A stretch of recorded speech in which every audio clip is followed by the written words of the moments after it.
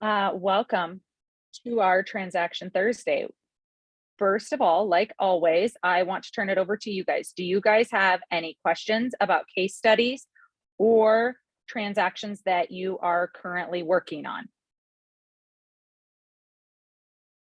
I have a question on my case study 3. Okay, go ahead. Okay, so I follow your video step by step, and somehow I split the PDF in many PDFs, and I'm docu-signing them and everything. But I noticed that the date that I put on the documents was the 23rd.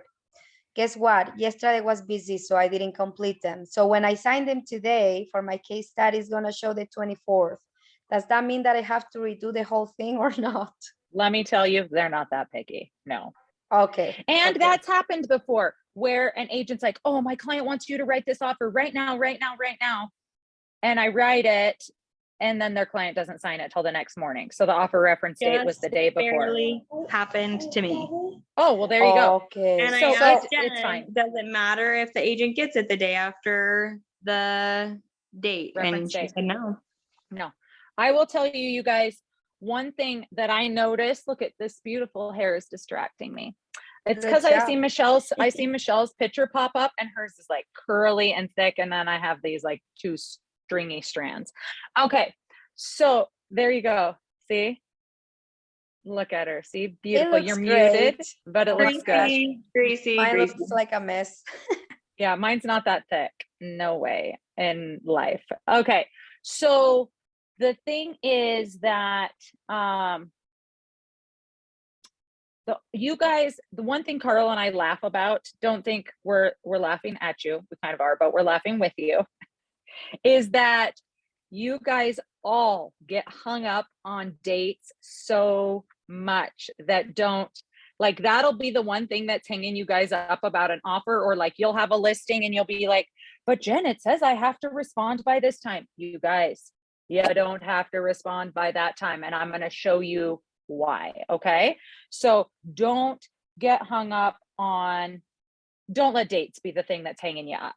So any other questions? We're going to go into why the dates don't really matter in a minute, but any other questions about something you're currently working on?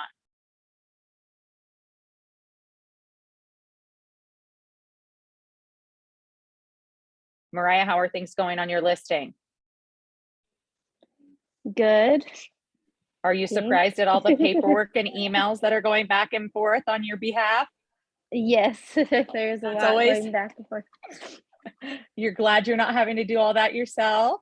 Yeah, and that's one thing I was gonna ask is, like, because you guys have our sellers disclosures and everything, like, does your team send those, or do I personally have to send those over to Carl's team? Or okay, we have them. I think my sister, yeah, my sister's name is Morgan, and she does Carl's stuff, and she probably, I'll text her right now while we're talking, she probably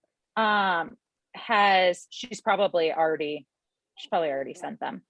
Let me just put her and Callie. I think she and Callie are already actually on a text thread together. So because we've done this before where we've double-sided transactions. Yep, they're together. Here we go. Callie, have you sent Morgan the seller disclosures on Mariah's deal? Question mark. Morgan, have you sent them to McMillan's? Okay, and we'll hopefully get an answer while we're sitting here chatting. So Mariah, if you look on Trello, whatever it's called, there is a list that tells you what you will do in a deal and what your TC will do. And I've had to reference that many times, even though I've still asked Jen lots of times too. It's fine. Yes, on the Trello board, I'll show you right now. Oh, this is one of the things we made last year, huh, Ritz? Okay, so on Trello, I think it's also on Transcend You, isn't it, Ritz? If you're available. But if I'm the agent, I'll be using the one on the scorecard, because that's the Excel format. It's easier to access on Trello. On Trello, you feel like? So here, you're the listing agent, Mariah. So you come onto Trello, you go to sellers, and it says listing checklist. You come here and you can get the PDF or you get access to the scorecard, and you can just download this, and everything in green, the agent A completes, everything in red, the TC completes. So right here, this is what we had before we started Transcend You. This was like our baby attempt at like helping to organize you guys with all these links to videos and stuff. And now it's so much better in Transcend You. This is like my old Google form. So don't use that because we use open to close now. But this just lets you know in red, the TC will order photographs for you. We'll order the PR. So you come down here and all this stuff, where does it say? Okay, we've already done that. I'm just seeing where it goes to being under contract. Here we go, under contract. You'll notice that the pre-under contract stuff, we're pretty balanced between the greens and the reds. Then you hit the under contract stuff, and what do you see here, Mariah? Yeah, just straight red.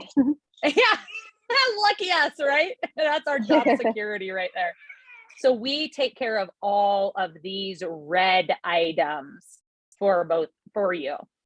So these are the things you do. Prepare a closing gift. So if you want to send yourself a handwritten note, Mariah, but I will tell you guys this is a tip I've gotten from my mom.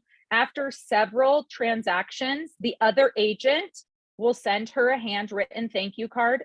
She's like, nothing says professional like we closed like 3 days ago, and then I get a handwritten note from Mariah Squire saying, thank you for that transaction. It was a pleasure to work with you. We hope your clients are happy in the home and make lots of great memories. Like, I mean, how professional is that? Because I'll tell you guys what, creating good relationships with other agents is how you get offers accepted in a market like this.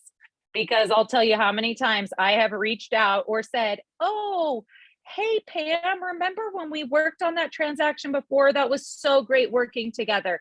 I now have another fabulous offer for you. So if I remember that I've done a deal with somebody, when I send an email out for you guys with an offer, oh yeah, I bring that up.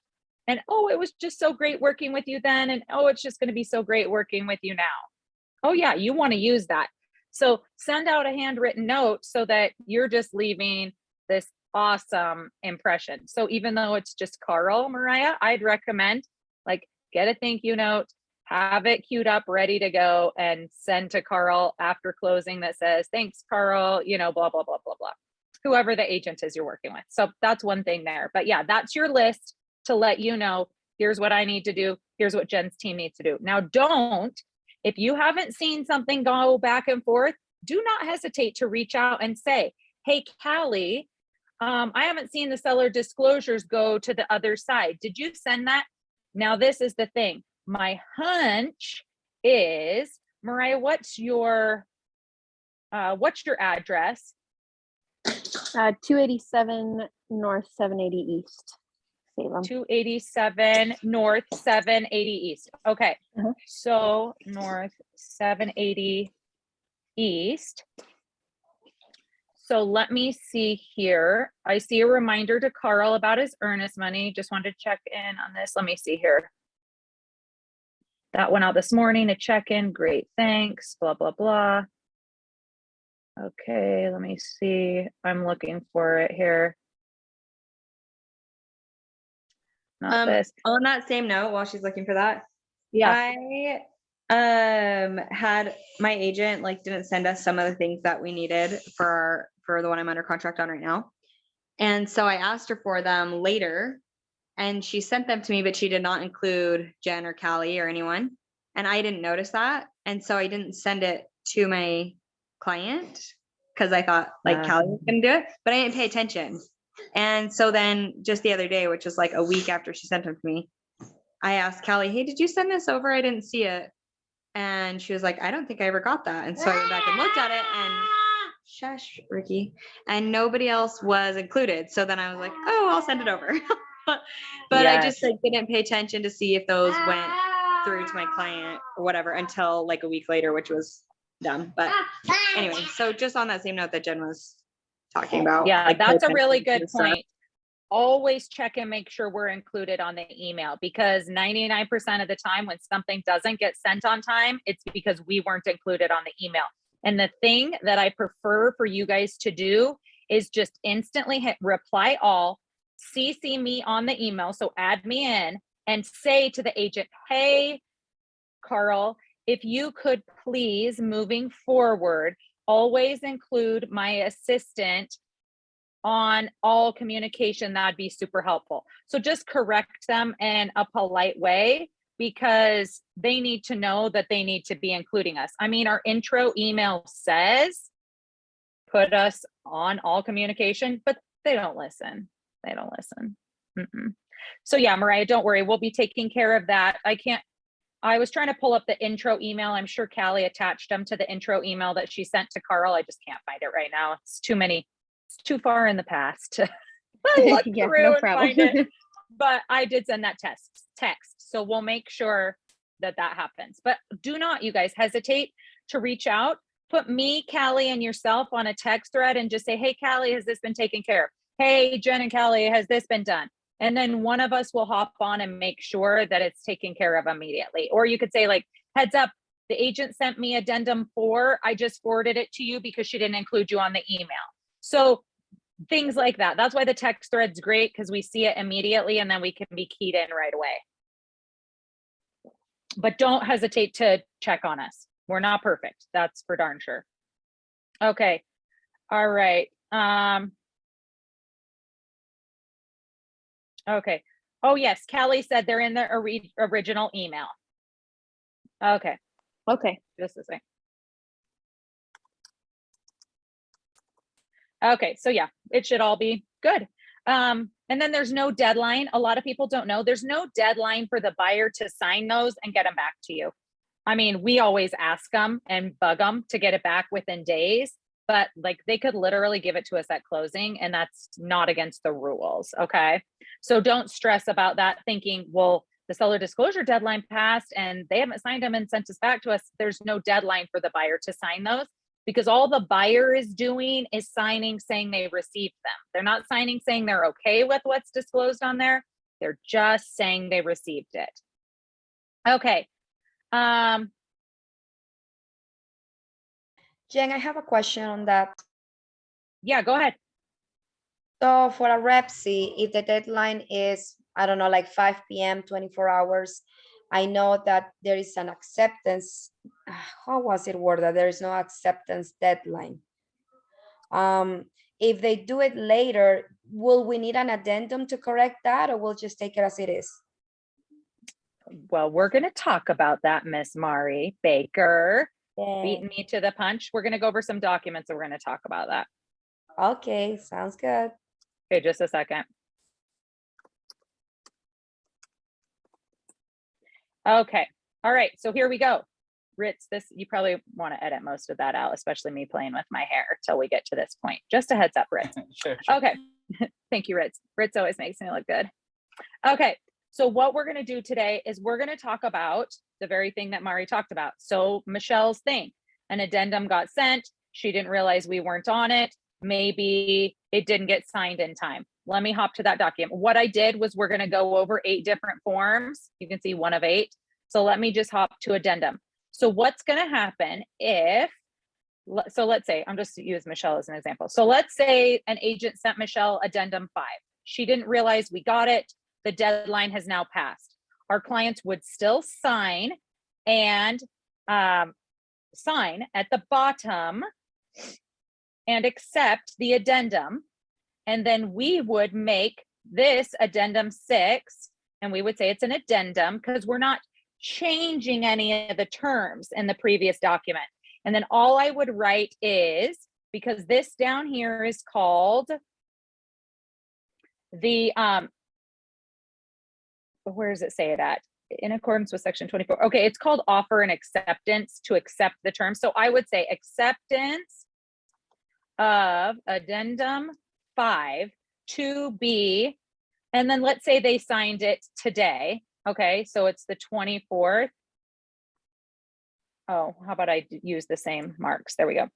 and let's say my client signed it at 10 a.m. So then I'm going to say 10:30 a.m. Acceptance of addendum 5 to be 2/24/22 at 10:30 a.m. Then I would send this. Now, you guys, this addendum does not have to do with a deadline. Okay, it's just extending the acceptance of the one before it. Don't put a deadline down here. If it doesn't have to do, if you're doing a name change, like adding a client on a file or removing or correcting an address, if it's not something that is a deal killer, don't put an acceptance deadline down here. Don't make it so that we then have to go and extend it because somebody didn't get it signed on time. So when it's not a addendum that has to do with a deadline or something that's urgent that you have to force them to agree to, or you're canceling or something like that, then just don't put a deadline down here. It's completely fine to not have a deadline. Okay. Now let's say in another situation that you've received an offer on your listing. Mariah got offers and Mariah called me and said, hey, the deadline says 5 p.m. Well, Mariah was countering the terms of that offer. That Rep C can lapse. That 5 o'clock deadline passes. That's totally fine. Then you come in and you hit counter here at the top. You fill this out with the same information as the Rep C. And then let's say it had an escalation clause. So she's going to say purchase price to be $550,000. That's all you have to put. You don't have to say because of the escalation. You don't have to say why. You're countering their original offer. And now you're going to give them a new deadline. So let's say the deadline was last night at 5 p.m. So now we're going to give them till today at 5 p.m. By doing that, oh gosh, the stupid Zoom bar is in the way.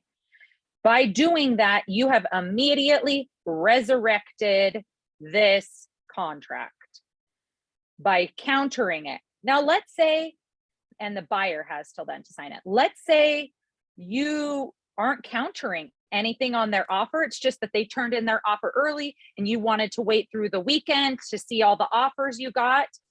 Then you would simply do what we said on that addendum before. You're going to counter it and you're going to say acceptance of Rep C addendum.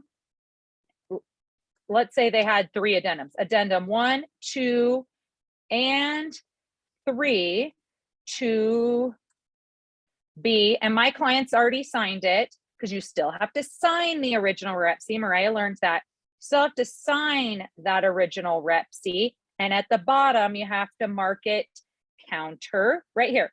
You have to mark counter, seller, and you're countering it with addendum number 4. So you have to put that on the bottom of every single page when they send over a Rep C if you're countering it like this. So acceptance of Rep C addendum 1, 2, and 3 to be 2/24/2022 at 12 p.m. Then you have immediately resurrected that offer. Okay. So there's no pressure if someone sends an offer and you're like, yeah, but their acceptance is this time. That's okay.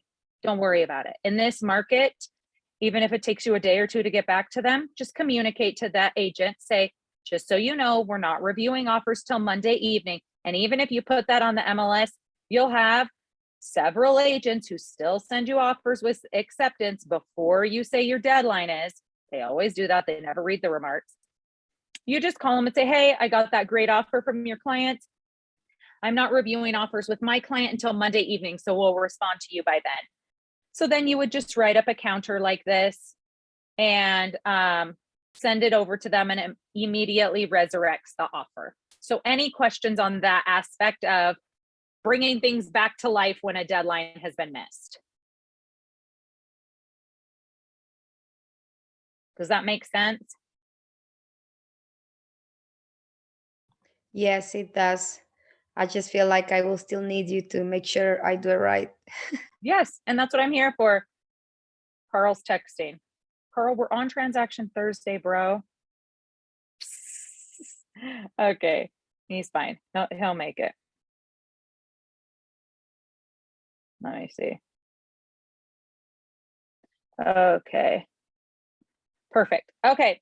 All right, so then let's go on to the next document. So the first one that you guys probably haven't seen, haven't filled out, and aren't super aware of is the confirmation of receipt of earnest money. Now, our brokerage has our own, it's called, and they have it at the front desk. So if you drop earnest money off, you can always fill that out. If you don't, they just email us and make us fill it out. So that just adds an extra step and time. So if you drop off earnest money, you're just going to fill that out real quick. You're going to put your name, your client's name, the address, how much they're under contract for, what their earnest money is for. So you just fill that out real quick. Or we have this handy dandy one on the MLS where we put the buyer's name, the buyer agent, the brokerage, the seller, the selling agent, the seller brokerage, the property, the address, then this date, this is where, you know, we went under contract, confirms that on this date, the buying brokerage or the selling brokerage received the earnest money in the amount of this. So what happened? I'll give you an example of why we used this one this weekend. The office was closed, but the agent was in receipt of the earnest money by the deadline. So we filled out this form and we sent it over to the listing agent so that we were in compliance. And then the agent dropped it off at the office on Tuesday when the office was back open again. We have 4 days, calendar days, to be in receipt of the earnest money. And then we have 4 more days for the brokerage to deposit it. So that kind of allows for like holidays, weekends, things like that. So we filled out this confirmation of earnest money and sent it over. So if it's ever a weekend or something like that, but you have to prove to the other agent that you are in receipt of your client's earnest money, this is the form that you would use. So this is it right here. Okay, any questions on this form?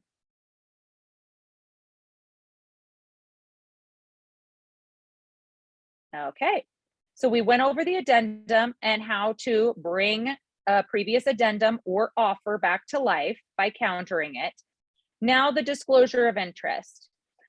This is if you, like Mariah had to do this, if you are selling a personal property or if it's a relative of yours. Dean just recommends if you're related, just disclose it. It's not going to kill the deal. Just disclose it. If it's your cousin, if it's your niece, your nephew, disclose it. Just let them know that that relationship exists so they don't feel like you're doing something unfair. So if it's the buyer, you would click here, buyer. And if they are your relative, then you click this box, is a relative of a real estate broker or sales agent participating in this transaction. Or if it's your personal deal, then it is a broker or licensed sales agent. Now, if you're selling a personal property, we attach this on the MLS so that we are very open, very honest, very upfront. Even if we click the box on the MLS that says owner agent, we still attach this to the MLS so that they are completely aware of this information. And you just number it in line with your regular addendums. You fill it out the top, just like the top of the rep sheet with all that same information. Any questions on the disclosure of interest?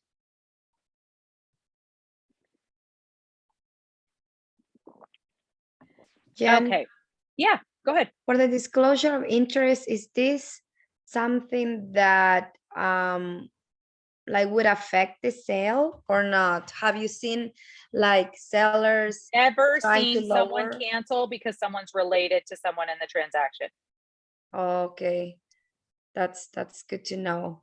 Yeah, I've never, ever seen a deal cancel because the agent was related to the buyer or the seller, or because the agent was the buyer or the seller. Never. That something happened to me. It's not like they wanted to cancel, but it was for for my listing. The buyer was the agent. It was the realtor.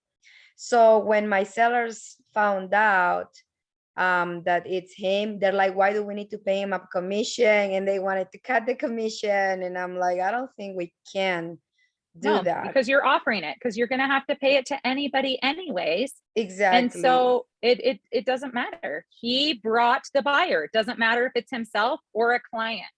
Doesn't matter. Exactly. And they're like, why do we have Yeah. to pay? And it was That's like a like little saying- bit of drama. That's like saying a doctor went to the hospital to have surgery. Why does he have to pay for surgery? He's a doctor. Well, you still have to pay for goods and services received. Yeah, I have a question about that. Yeah, go ahead. That was interesting. Because I've heard some people say like they've waived their commission to save the seller money.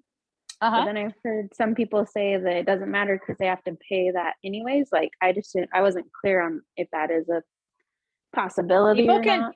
People can give up their commission.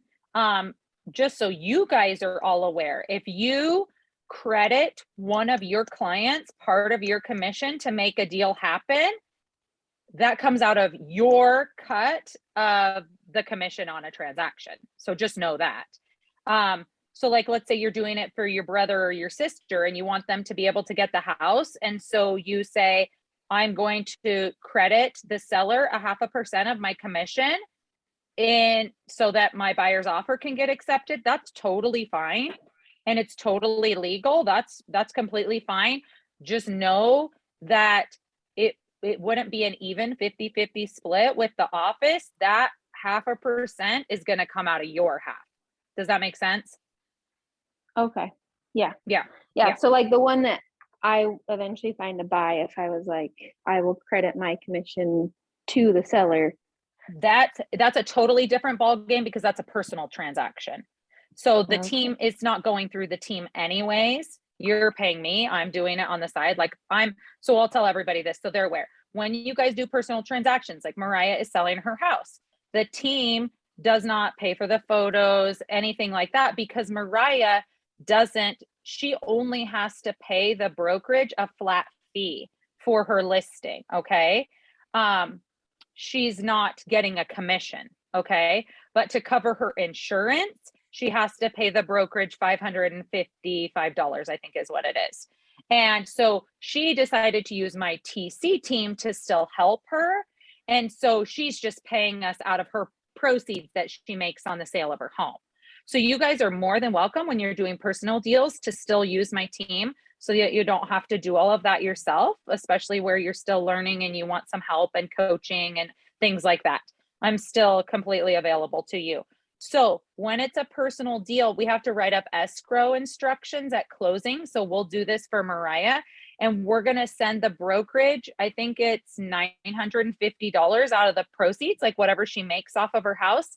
And that will cover paying my team and that will cover her insurance with the brokerage were a lawsuit to ever arise between the two sides. Now, this one's interesting because it's with our brokerage. And so, we would hope that we would never have an issue like that, but we have to pay, we have to have that insurance in place. It's a law. So anyhow, so you can, Mariah, on your purchase to make your offer stronger, like let's say the asking price was $500,000 and it was a 3% commission. You could say buying agent to credit the seller 2.5% of her commission with $950 going to KW Westfield to cover your E&O and our cost. So you could credit all of it and then just have them send to our office that tiny amount that has to be paid to the office, but you could credit them most of that. So we could work up the wording on that, but yes, you can completely do that. Mm-hmm. Yeah, awesome. It's up to you. Mm-hmm. So yeah, there you go. Options, people, you have options, especially when you're doing it for yourself. So like lots of these agents that do flips, they obviously don't pay themselves a commission. Some of them have capped, some of them haven't capped, but once you have capped, you only have to pay $25 when you do a personal transaction. So if you buy an investment property, you fix it up and you flip it, you only have to pay the brokerage $25 to sell it if you have met your cap. So yeah, it's a great deal. Great deal. Okay. Any other questions on disclosure of interest? Okay, we're going to move on to resolution of due diligence. This is used when you are having the seller give you a concession because of something you found wrong with the home, whether it is closing costs, a reduction in purchase price, or they're going to make the actual repairs. Okay. Now, some lenders would say to you, okay, we don't want you, and which is totally fine. We don't want you to use this addendum saying you're getting closing costs, because that's going to alert the underwriters that there's repairs that have not been made. So just use a regular addendum that says closing costs. So we always want to check in with the lender when we're writing addendums that have to do with repairs, because we don't want to screw up a loan because of something that we say. So now I have one for Carl that I'm working on right now, where the lender wanted us to be as specific as possible because there were so many repairs being made, like $40,000 that's being held in escrow, that the seller is leaving with the title company, and the restoration company is already working on the repairs, and that money is being held there so that it just goes directly from title and pays the restoration company. The buyer doesn't have to pay the restoration company. The seller doesn't have to. It's coming out of the proceeds that the seller made, and it's being held in escrow with title, and it'll go directly to the restoration company to make all the repairs. The reason the lender wanted the big list of repairs was because he wanted to be able to give that to the appraiser to say, hey, here, these are all the repairs that we're doing on this property to help it meet value. Because he didn't want him appraising it on what he was seeing in front of him. He wanted him appraising it on the fact that all these $40,000 of repairs are being made. So there's different scenarios here and reasons for lenders asking us to write these addendums that have to do with repairs certain ways. So you, as the agent, negotiate repairs. You, the agent, would call the lender and say, hey, lender, the sellers have agreed to give us $5,000 in closing costs. They don't want to put the new roof on. How do you want us to write that up? They're like, oh, put it on a resolution of due diligence addendum. It's fine. Or put it on a regular addendum and just say it's closing costs. Don't say they're getting the closing costs because it needs a new roof. So you always want to communicate that with the lender, find out how you need to write it up, and then write it up that way, because you don't want to mess the deal up because of something you put on a resolution of due diligence or something like that. Any questions on this?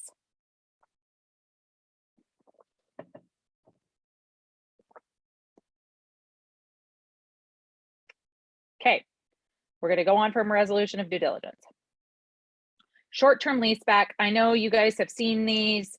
I think there might even be a case study on that includes this, but just to go over it real quick, short-term lease backs used to, a year and a half ago, were not an addendum. They didn't have to be sent to the lender. They are now an official addendum and part of the contract. It does have to be sent to the lender. So people used to be able to fudge on that 60 days of a lease back. Now you cannot. The buyer has to take possession within 60 days, or in 99% of cases, they're committing loan fraud. That is why a short-term leaseback can only be 60 days, okay?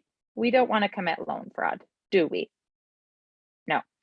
Now here's some terms in this short-term leaseback addendum. This goes over, this is a short-term basis after closing.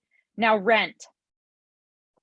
This is how long it's going to go for, and this is how much rent's going to be paid, okay? If you say that the rent shall be delivered by the seller to the buyer no later than closing in the form of a check. You could put here to be held in escrow. That means the title company is going to hold on to it until the leaseback has been completed. That just depends. They can shorten the rental period with written notice of 4 days or blank days prior to delivering possession of the property. You could say, oh, they could let us know 1 day before. We don't care. Minimum 4 days. Prorated. What does this mean? That means that this amount, if they shorten the period, if it is to be prorated, then the seller's going to get some of that money back. So if you just want to say it's a flat fee, it's going to be $1,500 for the 60 days, then you say the rent shall not be prorated. If the seller's like, well, I'll pay you that much, but if we end up being able to move out earlier, we want some of our money back, then you would put that it will be prorated, okay? This says, what utilities is the buyer gonna be responsible for? I always say none. The seller's staying in the home. Don't make your buyer pay for the utilities. Security deposit. Most people don't make the seller pay a security deposit. 99% of sellers aren't gonna damage the home. They're not gonna do something to make it crappy, during the lease back. They still feel, a tie to the home.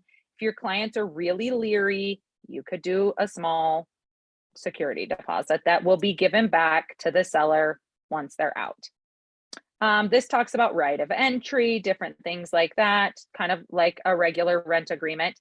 Holdover tenancy. So this is basically saying, okay, we said you could stay for 30 days, but if you stay any days after that, we're going to charge you $100 per day. So that holdover tenancy is kind of essentially to discourage them from doing that. Additional terms, if you want them to have a rental policy on the home while they stay in it, you can put that there. Because your insurance will start, okay? The homeowner's insurance will start. But if you want them to have a rental policy in place, then you can just put that in the additional terms. Any questions about the short-term lease back? I have a question. Go ahead. There is the short-term lease. Is there any other form for longer than 60 days? No, Or can because you it's loan use- fraud. Oh, okay, because I think I remember when we put an offer and the listing agent said that we needed to lease the property until the seller gets another one. So what could Yeah, we but do? 60 days is the longest. Also, they can't do any long. Oh my goodness. I thought that they could stay there for 4 months. No. Okay. You have to Okay, check with the okay. lender. If your client's paying cash, then yeah, they own it outright. Uh-huh. But if as part of your terms of your loan, you Okay. have to take possession of the property within 60 days. If you're letting the seller stay in there longer than 60 days, you're committing loan fraud. Your clients are. And if you are aware of that, you could be reported to the board. A way around it is the addendum that says that this transaction is contingent upon the seller finding a new home. So then, if it's contingent upon the seller finding a new home, you're not going to close until the seller knows that they have found a new property. That's a whole different ballgame because you're not going to be the owner yet. But if they want to do a lease back until they find a home, the longest you can do it is 60 days on, like I said, 99% of transactions.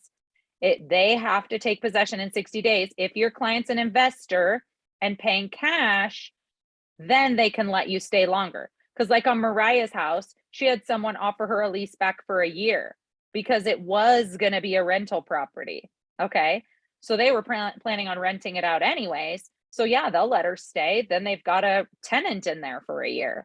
But if that's not the case, which that's very, very rare, your client has to take possession in 60 days. You have to talk to the lender. That's why we always recommend before you guys submit an offer that you call the lender and go over all the details. This is how much my client's putting down. This is how much my client says they can pay above appraised price. My client's offering them a free lease back for this amount of time. My client wants to do this. My client wants to do that. There's a $200 a month HOA fee. And then the lender might go, oh, hold the phone.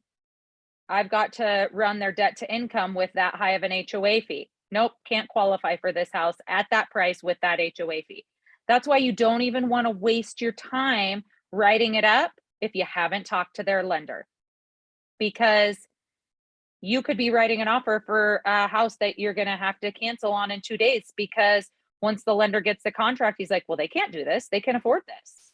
That's why you always want to run different scenarios with the lender before you write offers. Okay, if my clients go this much above and there's an HOA, how much of an HOA payment can they afford? You want to talk to the lender about all of these things before you even write an offer. Okay, any other questions? Okay, limited agency consent agreement. This is not an addendum. Note, it doesn't say addendum at the end, it says agreement. It's still, though, note at the top says is a legally binding agreement. This is if both agents are at our brokerage, not any other KW. That's not our brokerage. If I did a deal with Mari, we would have to sign a limited agency consent agreement. We would put the name of the buyer, the name of the seller, who the two agents are, and then the company, because we're both at KW Westfield. So since Mariah is under contract with Carl, she signed a limited agency consent. This lets both clients know, hey, just so you know, the boss at the top, that broker, is over both of these agents. And so if we get into a dispute or what have you, it's going to go up to that one broker at the top, and he's going to make that decision. He's going to say who's right or wrong.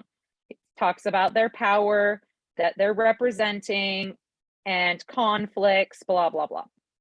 Then at the bottom, one agent. Well, Dean doesn't allow us to do limited agents where I represent the buyer and the seller. Not allowed. So you always would check B, and you'd put the two agents' names down here again. So Mariah was here, Carl was down here, and then the buyer signed and the seller signed.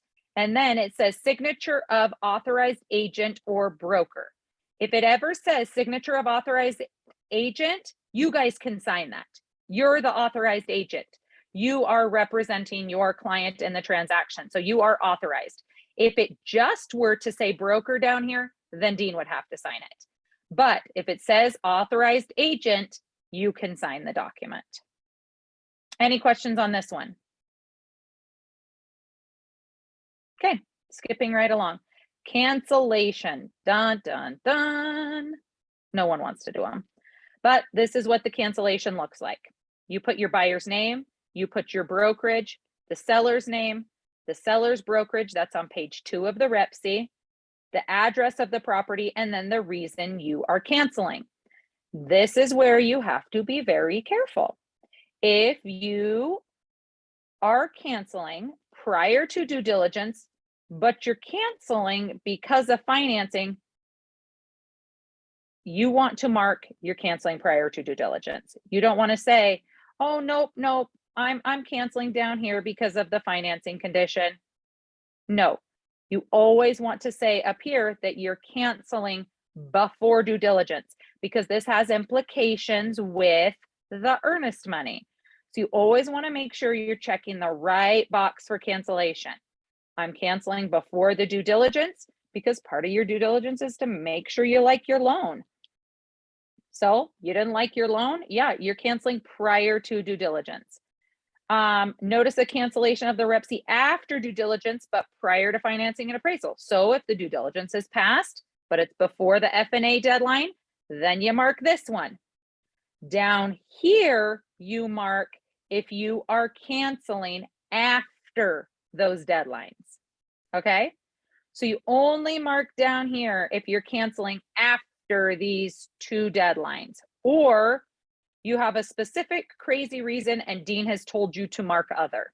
I've only had to do that one time. So you always mark up here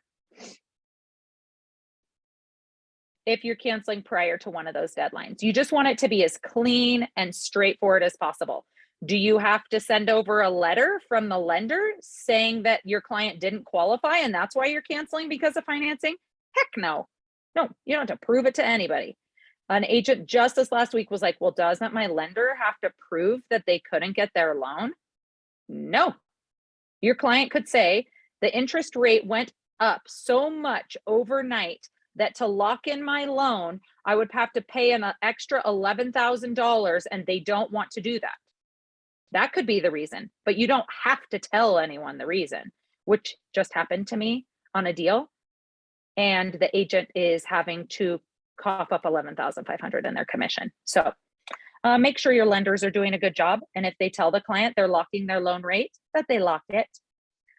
It went from having to give a $4,000 credit Tuesday morning to a $9,000 credit Tuesday afternoon to an $11,500 credit by Wednesday morning when they were finally able to lock the loan rate. That sucks, guys. That's why you want to make sure you're working with good people. So this is the cancellation. Now, with the cancellation, I always recommend sending this resolution of earnest money dispute. This lays it out clear who gets the earnest money. Okay.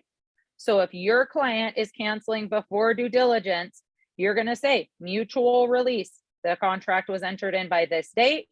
The buying brokerage or the selling brokerage or the title company never hold earnest money at title, people. This document has to be signed by both parties if earnest money is held at title, or title will not release it. So if the seller gets grouchy and says, no, I refuse to sign that, guess what? Your clients are going to be having to take someone to small claims court. That is why you do not ever want earnest money at title. If it's held at the selling brokerage or the buying brokerage, the broker looks at this, looks at the cancellation, looks at the contract and says, nope, the buyer gets the earnest money, it goes to the buyer. Or nope, you canceled after financing appraisal, it goes to the seller.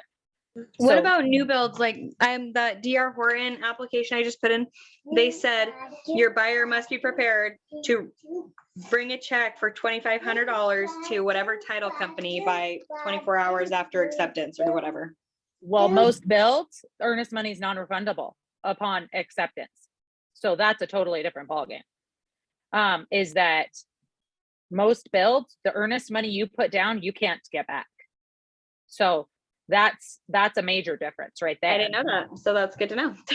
Yeah, like Edge, I had to pay a $500 deposit on my house. Didn't matter if I canceled the next day, wasn't getting that money back. So check with DR Horton, say, is this non-refundable? If it's non-refundable, then yeah, oh well, put it at title. But I will warn you, with builds, the builder calls all the shots. So you can push and say, we want to use our own title company, but 9 times out of 10, unless you've done a crazy amount of deals with the builder, they will make you use their title. The earnest money will be held at their title and you don't have a choice. And we just know that. We know that going into it. So it is what it is. You have to play their game. You have to do the dance. Okay, so we say where the earnest money is held, and we say the earnest money was deposited in the amount of blank. So let's say they did $5,000, and it's going to be distributed as follows: blank to the seller, blank to the buyer, or other, if there's an other situation. Exhibits, this means, well, the cancellation's attached, I've attached the rep sheet, I've attached all the entire contract. So you say, are there additional terms that might impact the release of this earnest money? Any questions on this document? I mean, it's pretty straightforward. And you can go to Dean and say, Dean, we could be in for a fight on this one. What do you think? And he's going to say, this is how I want you to write it up. This is how I want you to handle it. He's going to give you his advice. He'll walk you through it. Okay. All right, ladies. I don't think we had any guys jump on. It was just us and Ritz with his handsome haircut. Yeah, So, Ritz. Yep, Ritz is here with us. Okay, any other questions on any of those things? We covered a lot of good stuff today. Anything else you can think of?